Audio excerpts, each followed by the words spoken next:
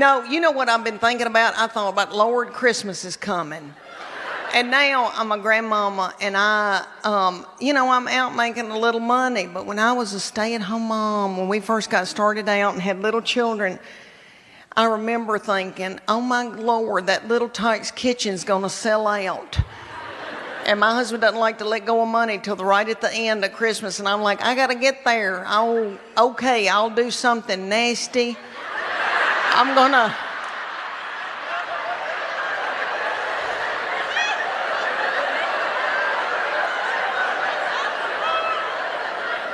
Okay, I'll do something nasty in that big Dodge Ram in that mobile home parking lot. Yeah, and then I'll be able to get that Elmo. Yeah.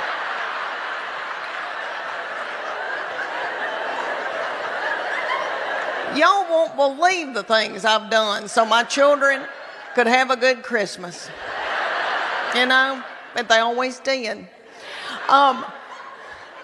Oh, you little mamas, God love you. And then you got to clean everything and cook and then wrap. I had a good friend that she said to her husband, if you'll wrap 3 Christmas presents, I'll have sex with you. She did. I remember that years ago, and I remember thinking, okay, I could do that. Maybe I could do that. All right, did y'all have a good Easter? Yay! All right, let me tell y'all, I had everybody at my house, and I was exhausted. And I thought, I don't know if I want to be, I'm the person now because everybody else has gotten too old. And so they said, it's on you now. And so, I like to cook and all that, but it's a lot getting ready and all that ice in the glasses and all that. And my little mother-in-law, Gail, who is darling, who loves to cook, we were talking about our menu. And I said, this was a couple of weeks ago, and I said, let's do a tenderloin. And then we talked about deviled eggs, all that. And Tess, my baby, said, we need to get a ham, maybe a spiraled ham. And Gail went. She goes, this is just my opinion. And we thought, what is she about to talk about? P. Diddy? We were like,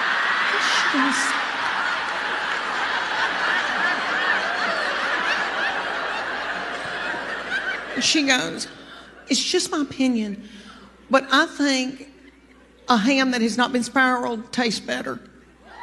She goes, that's just my opinion. She goes, that's just my opinion. We were like, it's okay, Gail, you can tell us that. My middle one, we go and get spray tans together, and I love them, and I feel thinner in them. If you're going through a hard time, go get a spray tan. Makes you feel like a movie star. Okay, well, we went the other night, and this is the difference for you young mamas out there, like women going like in your 20s and 30s and even in your 40s when you still are, have life left in you. Okay. There's something happens to you when you're in your 50s, and it is wonderful. You don't care, okay? You don't care about anything. All right. We go to get a spray tan, and y'all know about Snapchat. There's a thing called Snapchat where you can video somebody and send it to your friend. Okay. Or send it out to the world, I guess. All right. I'm completely naked with a plastic bag on my head. In the spray tanning thing, and it's like a car wash. It does this. And then you do. And then you do. And then you do. Okay. And when it's cold outside, it feels like needles going in you. It's so cold. Oh, that's awful. But anyway, she started filming me on Snapchat, completely nude. Now, in my 30s and 40s, I would have been hysterical, and I would have been in a bowl, and I would have been so torn up. In your 50s, at first I was like, and then I was like, I don't care.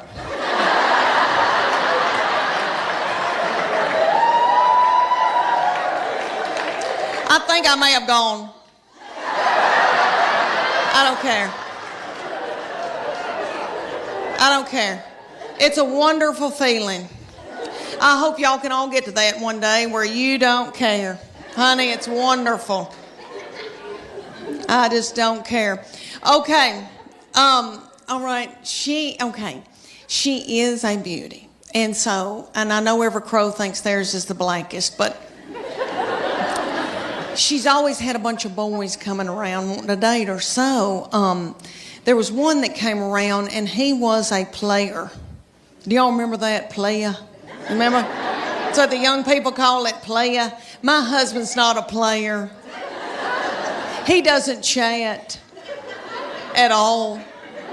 So he never sweet talked me or, he's not that way. Solid though, solid. I've got good health insurance.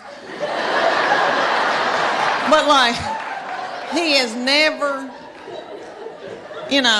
charmed, not that kind of man. Okay. Well, she had this one coming around. He was a charmer. He was a player. And so he would say to me things like, Miss Morgan, you look beautiful. And I'd be like,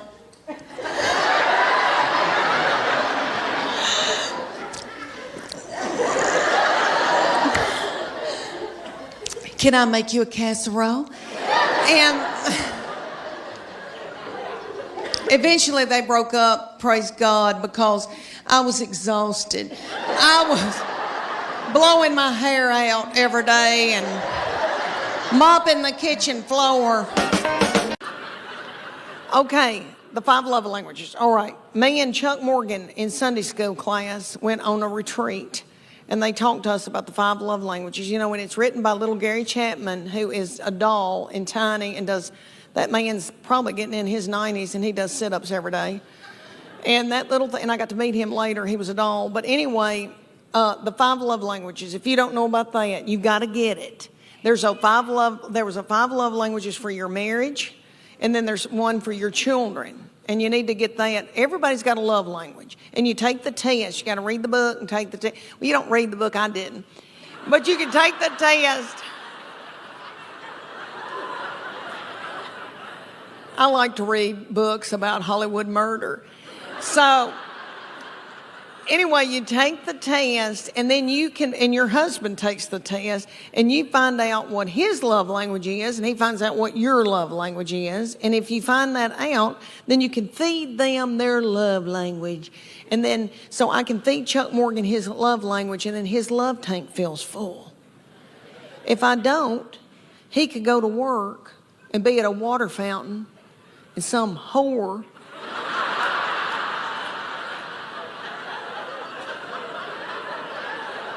comes up to him and starts feeding him his love language, and then he feels a tingle, and then Satan swoops in. So these are the 5 love languages. Quality time. If you may know somebody that just wants you to sit on the couch and watch ESPN with them. Something like that. Then there's gifts. That's my sister's love language. It doesn't have to be something expensive. Just so you thought of her, if you buy her a card and a rose from the grocery store, she'll bawl her eyes out. And then there's words of affirmation. That's mine. But physical touch. Physical touch, which I know every woman in here is like, that's my husband. Physical touch. But it's not that kind of physical touch. We're talking about the physical, when people that just want to hug you and squeeze on you and all that all the time. That's their love language, is physical touch. But women think, that's my husband's, and he's on me like a duck on a June bug. But that's not the... All right, and then there's words of affirmation. That's mine. So all Chuck Morgan has to do is say, you look beautiful tonight. You are a good mama. That Trisha Yearwood's chicken piccata is to die for. And then my love tank feels full, and then I'm willing to do something vulgar with him.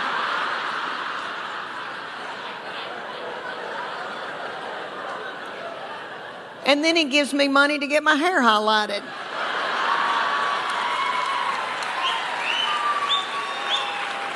See? It works out, It's God's way. And then My husband's is acts of service. So for him to feel loved, I have to go in the garage and build a set of shelves. My oldest baby Charlie was 2. He had quit taking a nap, was still in diapers. But he was a precious baby, but very active. And he would beat on the front door trying to get out so he could run down the yellow line of the highway.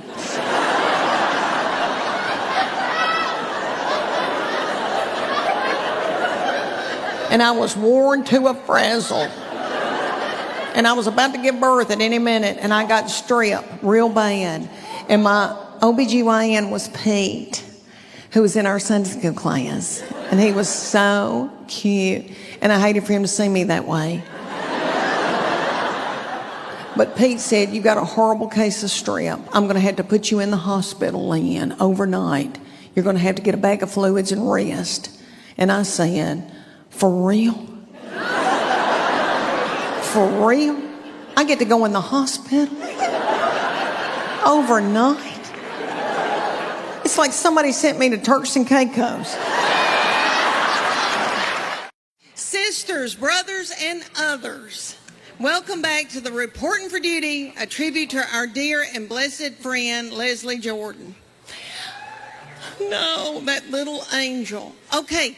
Y'all know that Leslie was raised in church, and this is the crazy thing. We had mutual friends that he was raised in church with, that I'm close to, and I was raised in church. I think most of us here in the South were.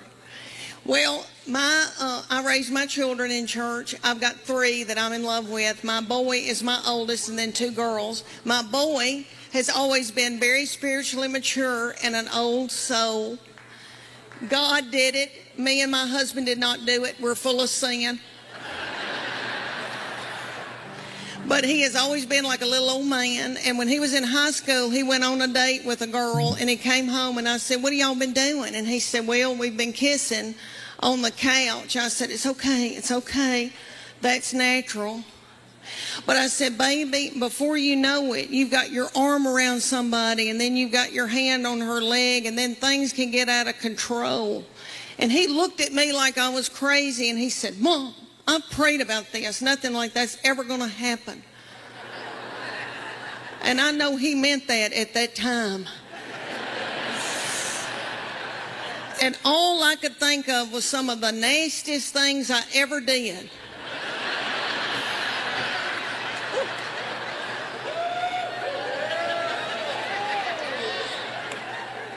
Was at the Adams United Methodist Youth Fellowship.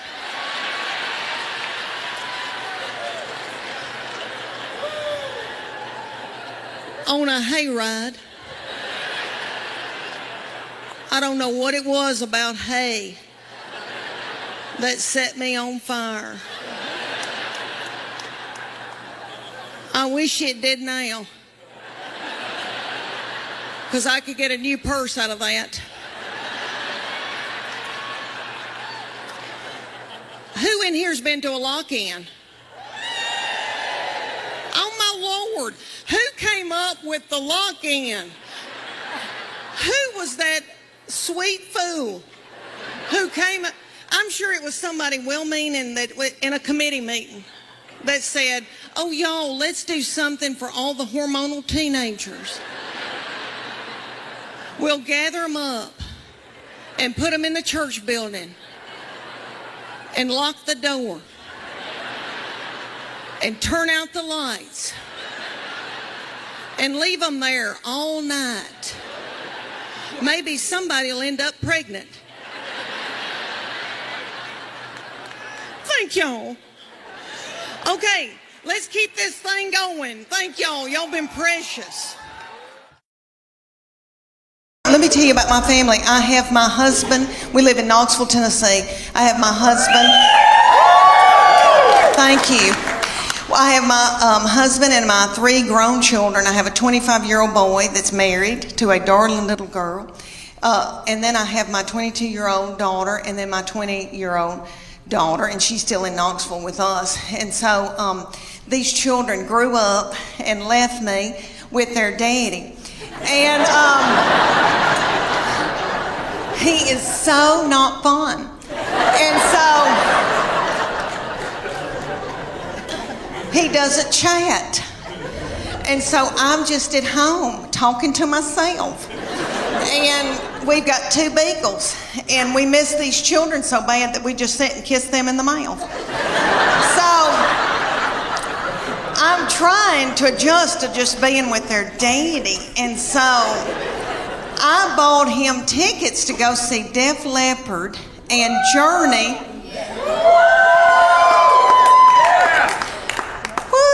Okay, let me tell you. Have y'all been to concerts lately with old people that are older than I am? Okay, we went and I thought, oh, we're going to have a fun date. And I said, where are we going to go out to eat? And he goes, I don't have time for that. It was on a weeknight. So he went to the Pilot and bought himself a tall boy. And I think that's what it's called, and an egg salad sandwich from the Pilot. And so I didn't get to eat, and I was so hungry. And it dawned on me at a concert. You know, when I was 20 and I'd go to a concert, I was at University of Tennessee, and so I'd go to Thompson Bowling. And I'd wear a crop top. And I didn't care about eating. I wasn't hungry, you know. I was thinking what boys were going to be there, and I had on little bitty breeches. Because I still had a metabolism and my thyroid was acting right. Okay. So we go to Def Leppard and Journey, and everybody there is our age. And everybody's worried about the snack bar, first of all. And I was too. And I was so hungry, and I noticed that people had big Diet Cokes, like big buckets of Diet Coke, and were sucking on those big buckets of Diet Coke while the concert was going on. And every once in a while, somebody would stand up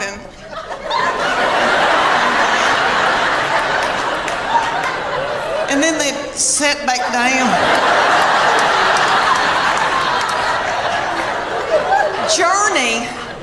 Journey has a little bitty feller from another country singing for them, and he's yummy. He looks like a little M&M. You could put him in your pocket. And you can tell he doesn't eat white flour and sugar. And he's singing and doing, he sounds like Steve Perry, but it's not the same. You know, Steve Perry's my boo. So it was like we were going to a tribute concert. But anyway, everybody in the band, besides this little fella, everybody had eaten white flour and sugar, probably had done dope and drank terrible things, and everybody looked sick. And the bass player looked like somebody I had bought my jewelry from for years.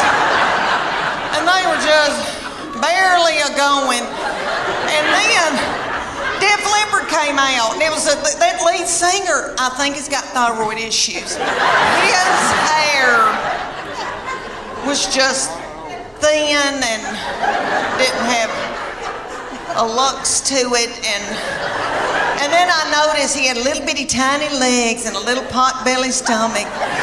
But he sang Put Some Sugar on It, which I hate that mess. I am a Earth, Wind & Fire R&B gal, and I love my Journey, but I was like, this isn't my thing. And my husband every once in a while would go, and then just sit down, because he loves it. But anyway, this little man with the tiny little legs and the thinning hair, and then he had this little bump right here, and I could tell that's a hernia. He's got a hernia.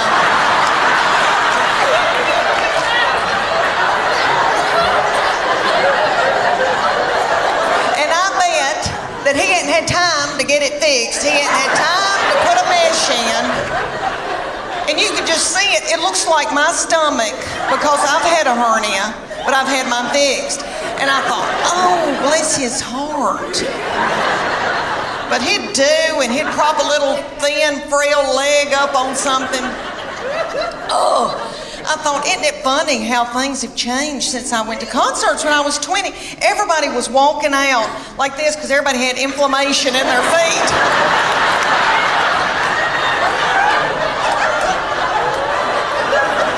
Trying to get to their car. And it was like 10 o'clock. I thought, what are we doing out here? What are we doing? We got to get home.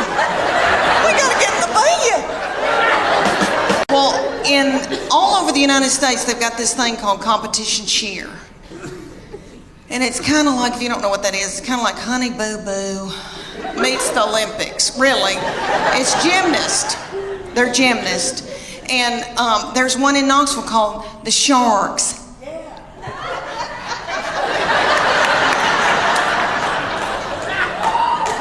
And they said, drop your baby off and she can try out to audition, whatever you want to call it. So I dropped her off and they ended up putting her on a bad Mama Jamma team because all the little children her age came up to hear on her. And somebody's got to throw them up in the air. So they were thrilled with her and they treated us like royalty. But anyway, they said, you're going to come in here twice a week, learn a 2-minute routine. It's going to cost you $150 a month. It's like, okay. They said, there's a uniform that you're going to order, and it comes to here. It's going to expose her stomach. She's going to have a tiny skirt on with a slit in it with a glitter panty underneath it. It's $300. I said, that's a whore outfit.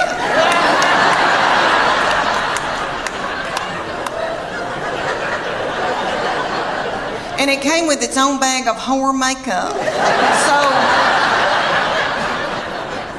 that all the little children could look alike. And they said, y'all are going to travel to faraway lands and compete against other little whore children.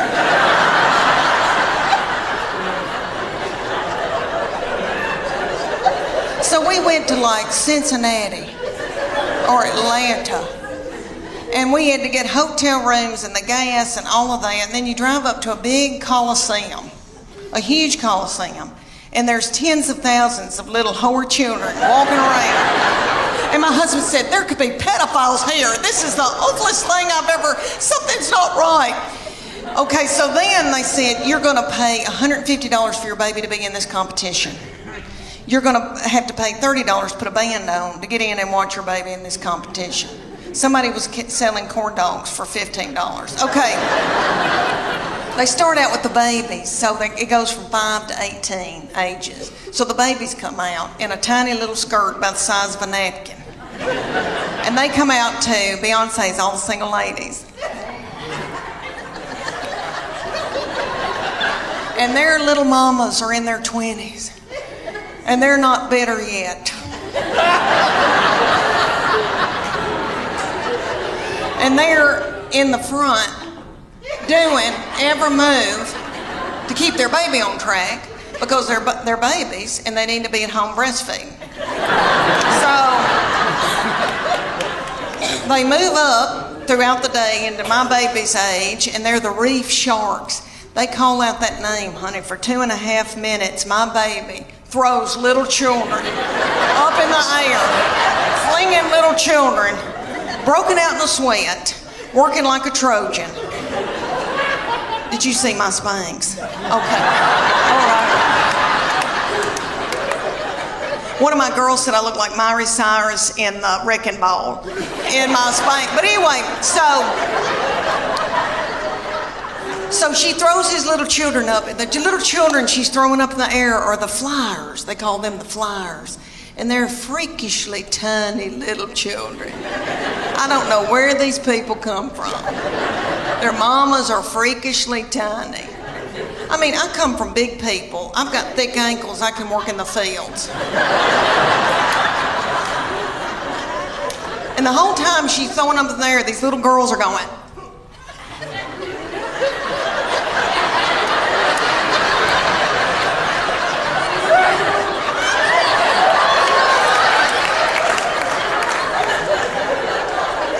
Knows why, really.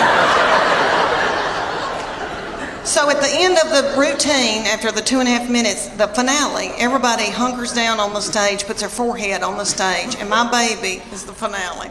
She pops up and has a little child's foot in her hand and holds that child's foot. I would put it all the way up, but my dress is tight in the back. But anyway, she holds this little child up over her head. Are y'all listening to me? I mean, it was a big deal.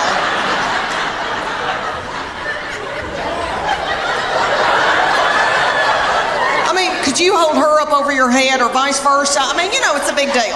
So anyway, everybody went nuts. But she said, after it was over, she goes, I'm tired. I don't want to do this anymore. I'm going to go back to playing. She ended up playing volleyball the rest of her childhood. But she said, I'm keeping that whore outfit. She said, I'm going to get married in it. My husband, there's 2 things on this earth that make him happy. A clean house and sex. Oh, lucky me.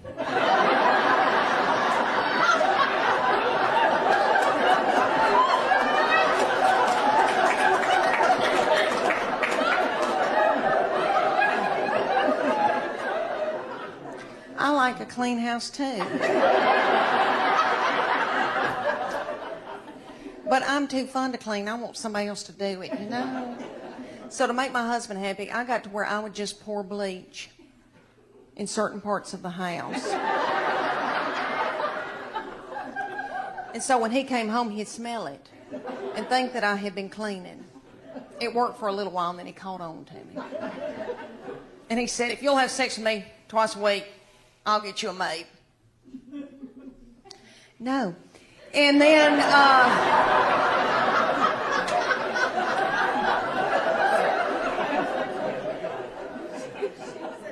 he said, well, if you don't start taking care of my needs, I guess I'm going to have to get a girlfriend. I said, oh, dear Lord, say it's not so.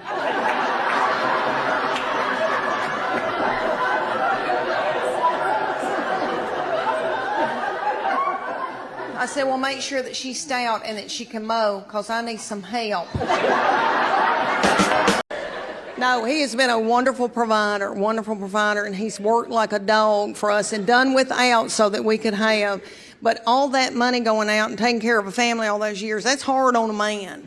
It's hard on a man. It's made him a real butthole. His husband does not spend money and does not believe in anybody being comfortable. Really. He does not believe in luxury. He believes in suffering. And this is one thing that he strongly believes in. He believes in all of our family driving cars until the wheels fall off in the interstate. All my children have driven old cars that look like they're about to fall apart. This is what he does for me. He'll buy me a car about a year old, pay cash for it, and then make me drive it the rest of my life. I put my foot down last year because I was driving a 2009 white Honda Pilot. If you don't know what that model looks like, it looks like I was delivering Lay's potato chips.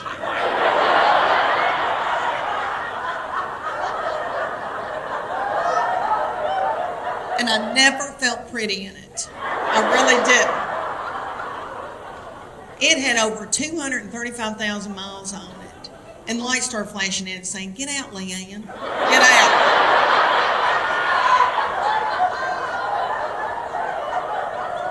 He drives a 2007 Tahoe, and the T and the A are missing.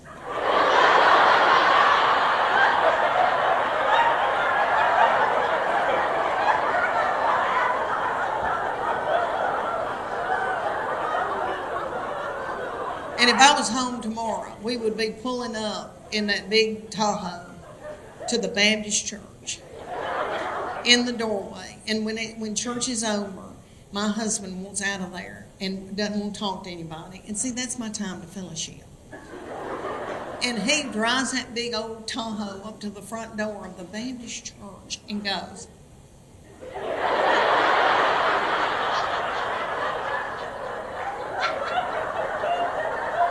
And he always says, you're the last one in the parking lot. I said, there's going to be a lot of people at my funeral. I've built relationships with people. He goes, okay, fine. I'll have to have mine in a yogurt shop. She's called me today and said, Mom, are you okay? How did your show go last night? And I go, good. So the day before, she goes, did you make it to Huntsville? I said, yes, baby. Thank you. Tell your daddy.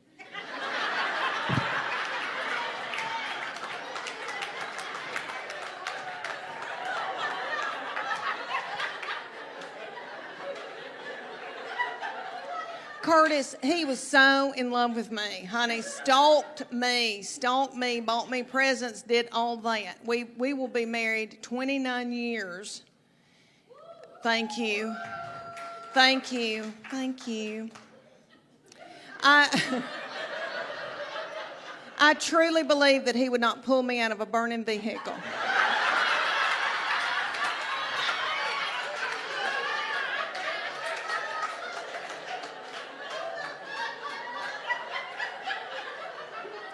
Okay, here's something that's different. Now that they're having little children, so different than when I had mine.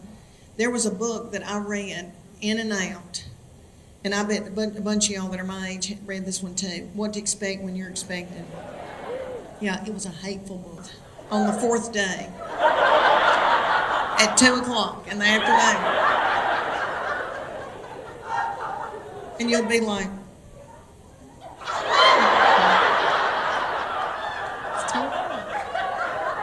Back then, everybody was terrified about food allergies, and that was a big thing that they stressed, and our pediatricians. And I remember having this whole big chart in my kitchen on the wall that told me, my boy, I wouldn't let him have sweet potatoes until August after I had cleared the squash in July. That just crazy.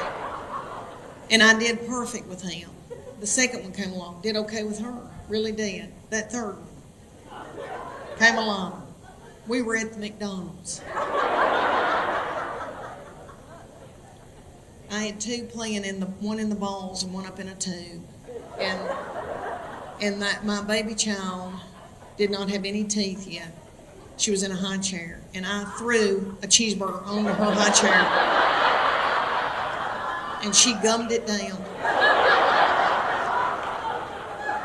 And a woman came over the intercom and said, "Excuse me, ma'am, but your baby has pooped in the tube."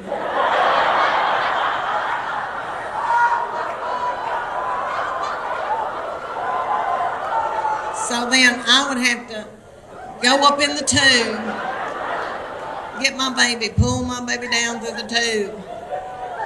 Do y'all remember playing in the balls? My children loved the balls.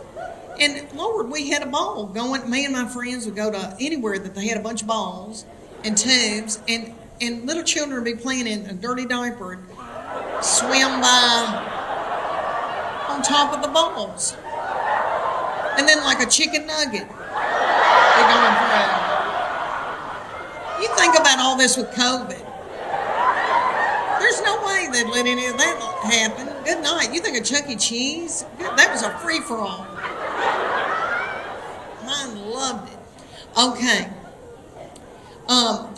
Let me tell y'all this. Baby food has changed, and I didn't know this. When I was having my babies, you had little baby food jars. They still got maybe 2 of those on the grocery store thing. Now it's in pouches. Everything's in pouches, and I don't think they're worried about food allergies. My grandbaby had a pouch that had turmeric, cashews, and squash in it, all squished together. And now they don't feed babies with spoons. They just squirt that pouch in their mouth.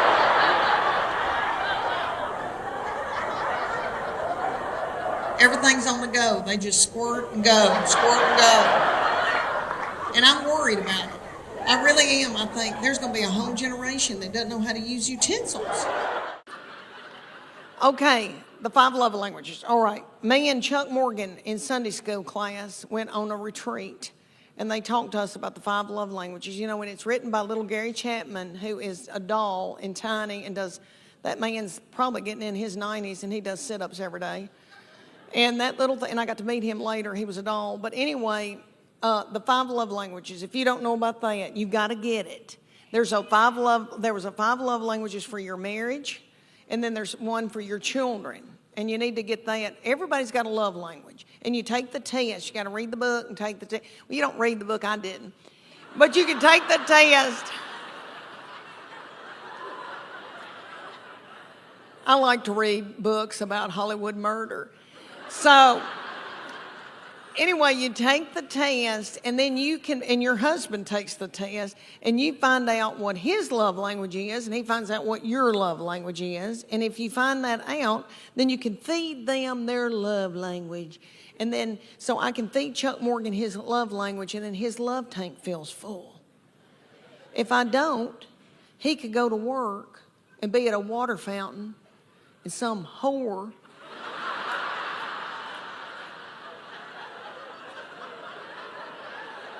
comes up to him and starts feeding him his love language, and then he feels a tingle, and then Satan swoops in. Well, in all over the United States, they've got this thing called competition cheer. And it's kind of like, if you don't know what that is, it's kind of like Honey Boo Boo meets the Olympics, really. It's gymnast. They're gymnasts. And there's one in Knoxville called the Sharks.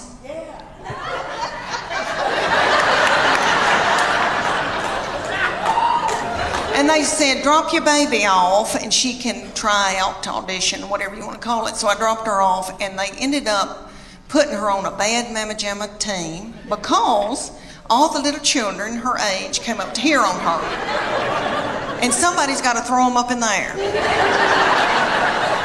So they were thrilled with her, and they treated us like royalty. But anyway, they said, you're going to come in here twice a week, learn a 2-minute routine. It's going to cost you $150 a month. It's like, okay.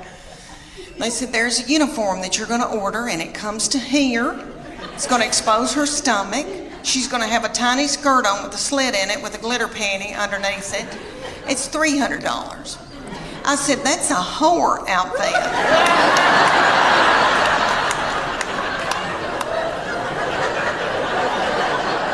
And it came with its own bag of whore makeup. So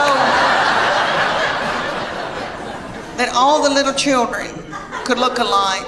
And they said, y'all are going to travel to faraway lands and compete against other little whore children.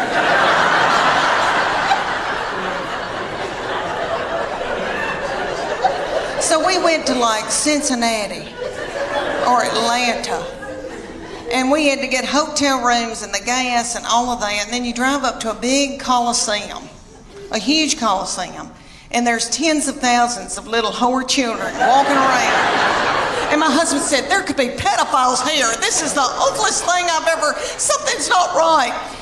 Okay, so then they said, you're going to pay $150 for your baby to be in this competition. You're going to have to pay $30 to put a band on to get in and watch your baby in this competition. Somebody was selling corn dogs for $15. Okay. They start out with the babies, so it goes from 5 to 18 ages. So the babies come out in a tiny little skirt about the size of a napkin. And they come out to Beyonce's All the Single Ladies. And their little mamas are in their 20s. And they're not bitter yet. And they're in the front doing every move to keep their baby on track because they're babies and they need to be at home breastfeeding. So they move up throughout the day into my baby's age, and they're the reef sharks. They call out that name, honey, for 2.5 minutes. My baby throws little children up in the air, flinging little children, broken out in a sweat, working like a Trojan. Did you see my Spanx? Okay. All right. One of my girls said I look like Miley Cyrus in the Wrecking Ball in my Spanx. But anyway, so she throws his little children up. The little children she's throwing up in the air are the flyers. They call them the flyers. And they're freakishly tiny little children. I don't know where these people come from. Their mamas are freakishly tiny. I mean, I come from big people. I've got thick ankles. I can work in the fields. And the whole time she's throwing them up in the air, these little girls are going.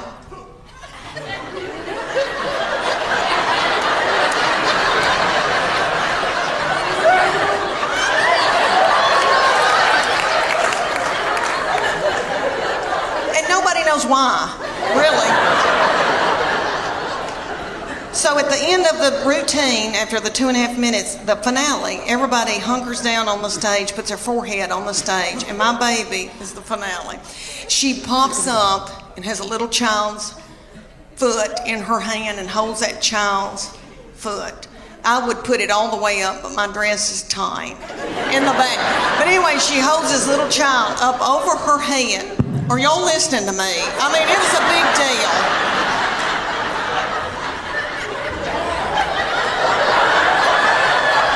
I mean, could you hold her up over your head or vice versa? I mean, you know, it's a big deal.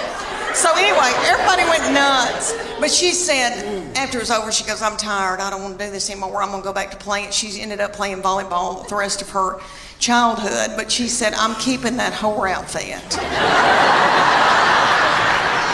She said, I'm going to get married in it. Summer's almost over, and I don't know where it went. Do y'all feel that way? It just seems like it just left. Okay, and every summer I think, oh gosh, I've got to go buy a bathing suit. And now it's over, and I barely even wore one. What I've been wearing is my swim dress.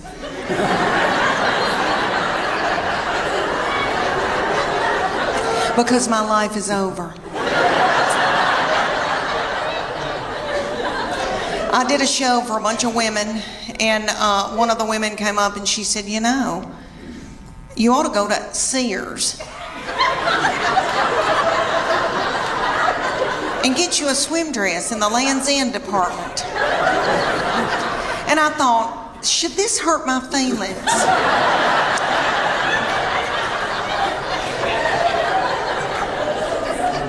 So I did. I went to the Sears in Knoxville, Tennessee. They've still got our Sears open. I don't know if y'all's is open or not in Chattanooga. Okay, ours, you go in, there's not a soul in there. The lights are on. Nobody's shopping. Nobody's working.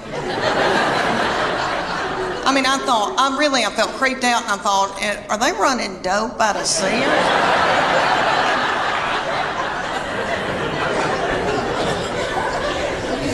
So I bought me a Land's End swim dress, and I gotta tell y'all, I'm beautiful in it. Okay.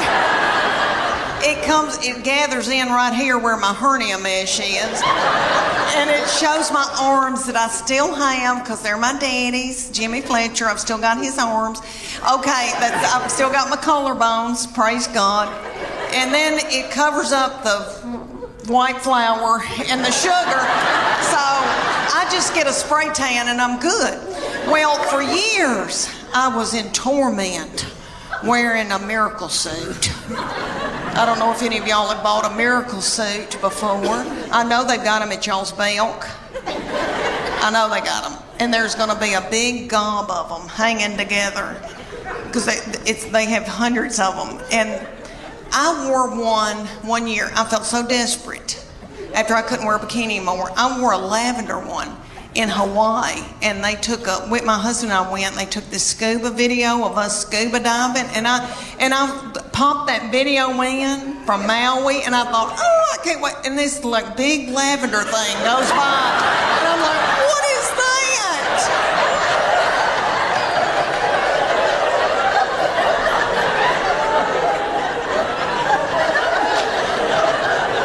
I destroyed that video. It's awful. But anyway, so I get this miracle suit. They're at y'all's Belk, and it's got a big sign that says lose 10 pounds in 10 minutes. Miracle suit. You do, because you sweat yourself to death trying to get it on. Because it's got a girdle in it. The girdle's right through here, because it's a one piece. So the girdle's right through here. It smooths you out real pretty through here, because it squeezes your fat out in every other hole.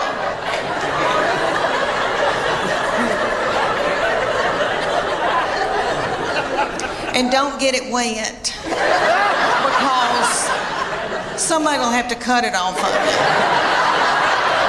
But I would get it every year because I felt desperate and I didn't know what else to do. Well, my girlfriend, the one with the poop, banked up poop, okay, she wanted one, and her 14-year-old daughter drove to Knoxville to the Dillards and got in the dressing room, and the 14-year-old was in there sacking her mama up in this bathing suit. They both broke out in the sweat over their lip, and the 14-year-old said, "Ew,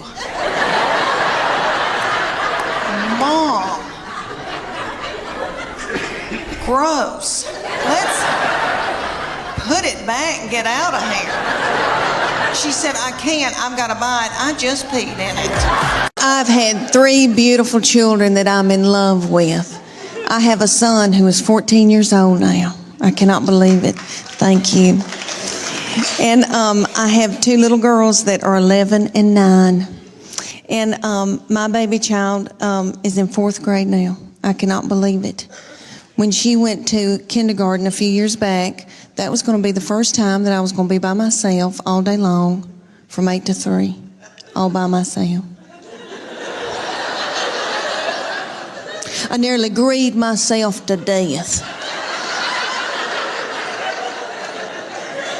I thought, Lord, what am I going to do with all this time on my hands?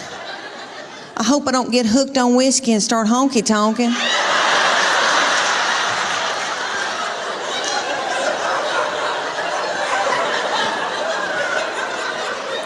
About 3 weeks into kindergarten, I was like,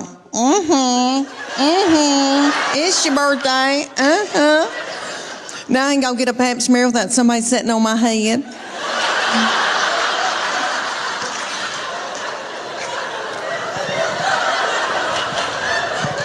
I'll never forget the day that I found out about her, and I feel terrible about it now.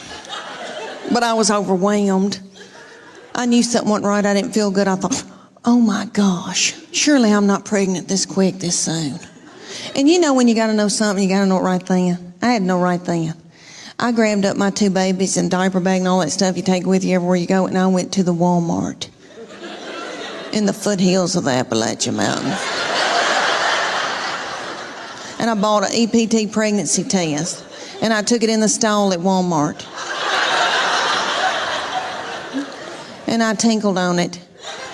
And my 3-year-old boy looked at me, he said, "What, is it positive?"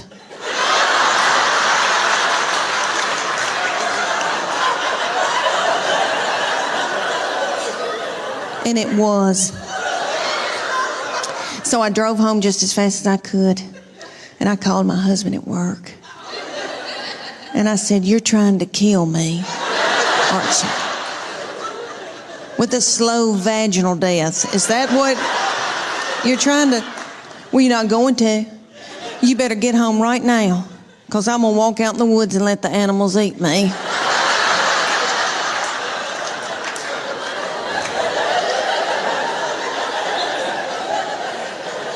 But let me explain to y'all why I was so torn up.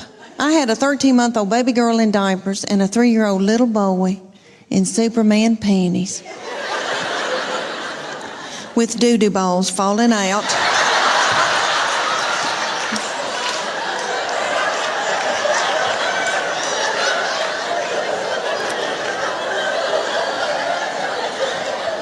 At the grocery store. I thought, oh my Lord, did anybody see that? I don't have anything in my purse to pick it up with. Is some little child gonna think it's a milk dud?